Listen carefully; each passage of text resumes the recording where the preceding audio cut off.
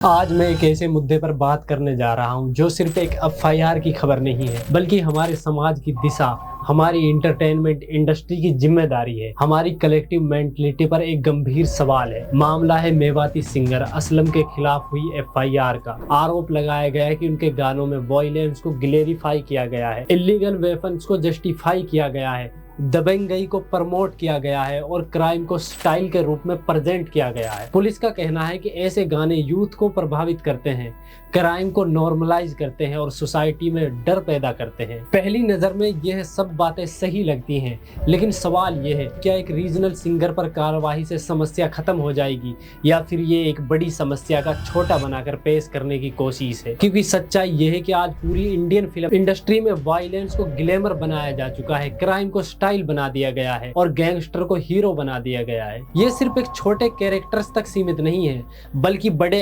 Actors, बड़े directors और बड़े प्रोडक्शन हाउस भी इसी ट्रेंड का हिस्सा बन चुके हैं। हाल ही में फिल्म आई एनिमल, इसको देखें तो इसमें extreme violence, aggressive masculinity, revenge killings और ब्रिचुअल सीन्स को जिस तरह सिनेमैटिक पावर के रूप में दिखाया गया है, ये सिर्फ एक फिल्म नहीं थी, बल्कि अग्रेशन को एंटरटेनमेंट बना देने का एक परफेक्ट एग्जाम्पल थी। इस फिल्म को लेकर क्रिटिक्स ने सवाल उठाए, लेकिन फिल्म सुपरहिट रही। दूसरी फिल्म थी मार्को। फिल्म को देखें तो ब्रिचुअल वायलेंस, ब्लड शेड को सिनेमैटिक तरीके से बनाया गया, लेकिन कोई लीगल एक्शन नहीं हुआ। तीसरी फिल्म कबीर सिंह। फिल्म में टॉक्सिक बिहेवियर, कंट्रोलिंग एटीट्यूड और फीमेल कैरेक्टर को ऑब्जेक्ट की तरह दिखाने के आरोप लगे, लेकिन फिल्म ब्लॉकबस्टर रही। ऑडियंस ने इसे सेलिब्रेट किया। बड़े एक्टर जब इस तरह के कैरेक्टर निभाते हैं तो उनका प्रभाव और गहरा हो जाता है, क्योंकि ऑडियंस उन्हें सिर्फ एक्टर नहीं मानती, बल्कि वो उन्हें रोल मॉडल की तरह देखती है।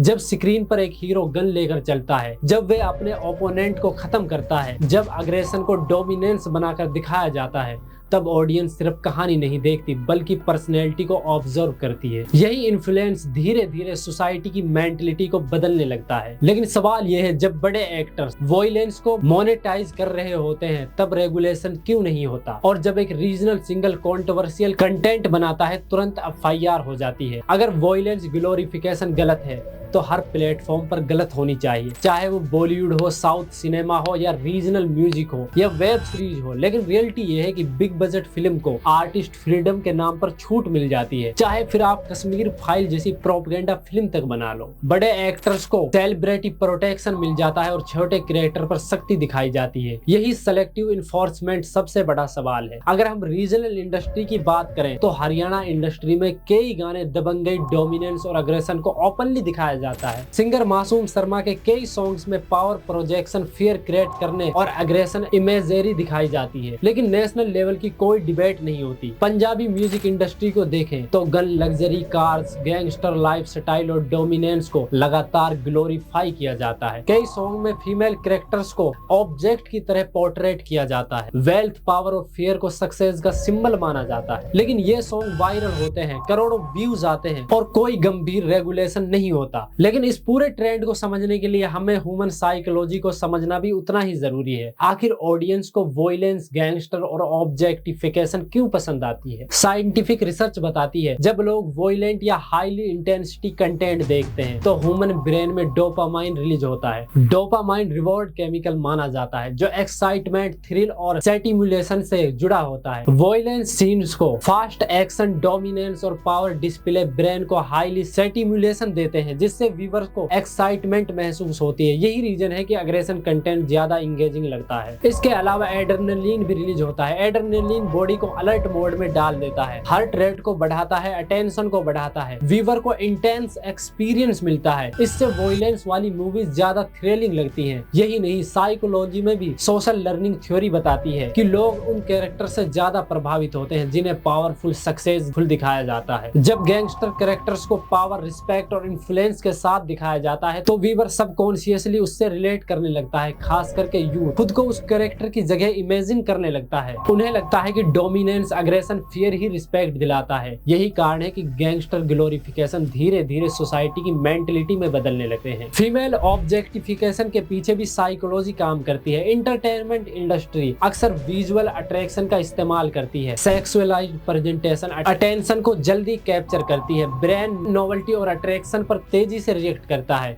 इसलिए फीमेल कैरेक्टर को ऑब्जेक्ट की तरह दिखाना कॉमर्शियल स्ट्रेटजी बन जाती है, लेकिन इसका लॉन्ग टर्म इफेक्ट सोसाइटी पर नेगेटिव ही पड़ता है। वुमेन को रिस्पेक्ट की बजाय विजुअल ऑब्जेक्ट रूप में देखने की मेंटलिटी मजबूत होती है। यही कारण है कि यह ट्रेंड सिर्फ एंटरटेनमेंट तक नहीं रहता बल्कि सोशल बिहेवियर को भी प्रभावित करता है। लेकिन इस पूरे प्रोसेस में सबसे बड़ा फैक्टर ऑडियंस की मेंटलिटी है, क्योंकि इंडस्ट्री वही बनाती है जो ऑडियंस देखना चाहती है। लोग गैंगस्टर कैरेक्टर को पसंद करते हैं, अग्रेसिव हीरोज को सेलिब्रेट करते हैं, वॉयलेंस कंटेंट को वायरल करते हैं और क्रिएटर्स की उसी डायरेक्शन में कंटेंट बनाने लगते हैं। यही साइकिल लगातार घूमता रहता है और मजबूत हो जाता है। लेकिन यही सोसाइटी अचानक रिएक्ट भी करती है जब किसी सिंगर पर एफआईआर होती है। तब फ्रीडम ऑफ एक्सप्रेशन की बात होती है, लेकिन यही पब्लिक तब साइलेंट क्यों होती है? जब एजुकेशन सिस्टम कमजोर हो रहा होता है, जब यूथ अनएम्प्लॉयमेंट बढ़ रहा होता है, जब हेल्थ केयर सिस्टम कोलैप्स हो रहा होता है, जब करप्शन बढ़ रहा होता है, जब कलेक्टिव एंगर क्यों नहीं दिखाई देता?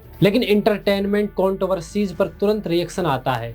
यही कंट्राडिक्शन हमारे समाज की सबसे बड़ी समस्या है। अगर लगातार गैंगस्टर ग्लोरिफिकेशन होता रहा तो धीरे धीरे सोसाइटी की सोच भी बदलने लगेगी। लोग रिस्पेक्ट को फियर से जोड़ने लगेंगे, पावर को वॉयलेंस से जोड़ने लगेंगे और यह ट्रेंड खतरनाक है, क्योंकि आज हम मूवीज में गैंगस्टर को ग्लोरीफाई कर रहे हैं, कल रियल लाइफ में भी यही मेंटलिटी दिखाई दे सकती है। इसलिए जरूरी है रेगुलेशन सेलेक्टिवली नहीं बल्कि यूनिवर्सल हो। चाहे रीजनल सिंगर्स हो, चाहे हरियाणा म्यूजिक इंडस्ट्री हो, चाहे पंजाबी म्यूजिक हो, चाहे बॉलीवुड हो, सभी प्लेटफॉर्म पर स्ट्रिक्टली मॉनिटरिंग करनी चाहिए, क्योंकि यह सिर्फ सिंगर पर एफआईआर करने से कुछ नहीं बदलेगा। जरूरत है सिस्टम चेंज करने की, जरूरत है इक्वल अकाउंटेबिलिटी की, जरूरत है रिस्पॉन्सिबल कंटेंट की। और अंत में बस इतना ही कहना चाहूंगा, चाहे मेवाती सिंगर असलम हो, चाहे हरियाणा इंडस्ट्री का सिंगर मासूम शर्मा हो या कोई भी सिंगर हो, चाहे बॉलीवुड एक्टर्स हो, चाहे वेब सीरीज क्रिएटर्स हो, वॉयलेंस, ग्लोरिफिकेशन, गैंगस्टर कल्चर और फीमेल ऑब्जेक्टिफिकेशन को धीरे धीरे खत्म करना जरूरी है। फिल्म बननी चाहिए, लेकिन ऐसी फिल्में बननी चाहिए जो सोसाइटी को इंस्पायर करें, जो अवेयरनेस बढ़ाएं, जो पॉजिटिव बदलाव लाएं। क्योंकि अगर इंटरटेनमेंट लगातार अग्रेशन को नॉर्मलाइज करेगा तो सोसाइटी भी उसी दिशा में बढ़ेगी। आज हम स्क्रीन पर गैंगस्टर को हीरो बना रहे हैं, कर रियल लाइफ में भी यही ट्रेंड देखने को मिलेगा। और रियलिटी यह है कि देखने को मिल भी रहा। बहुत से लोग हैं जो बहुत सारे गैंगस्टर को अपना रोल मॉडल मानते हैं। अगर रियल लाइफ में आगे ऐसी प्रॉब्लम बढ़ी तो सिर्फ इंटरटेनमेंट की समस्या नहीं रहेगी बल्कि पूरे समाज की समस्या बन जाएगी। और इसलिए आज जरूरत है जिम्मेदारी की, जरूरत है बैलेंस की। इससे एक बात साबित होती है, किसी रीजनल सिंगर को टारगेट करने से कुछ भी नहीं होगा। आप कलेक्टिव इन्फोर्समेंट लाइए, आप पूरी इंडस्ट्री को कंट्रोल करिए, इस तरह के प्रोजेक्ट पर रोक लगाई है और इस तरह के जितने भी सॉन्ग्स आज इंडिया में बन रहे हैं उन सबको मॉनिटरिंग करिए। ये समस्या तभी खत्म हो सकती है, वरना ये सिस्टम ऐसे ही चलता रहेगा। क्योंकि किसी भी इंडस्ट्री में सिर्फ पैसा मायने रखता है, लोगों के इमोशन नहीं, सोसाइटी की हालात नहीं, कुछ भी नहीं, सिर्फ पैसा, प्रॉफिट के बेस पर ये सारे बिजनेस चलते हैं। दोस्तों, आपको क्या लगता है इस सारे मामले के बारे में? हमें कमेंट बॉक्स में जरूर बताएं। बहुत बहुत धन्यवाद आपका।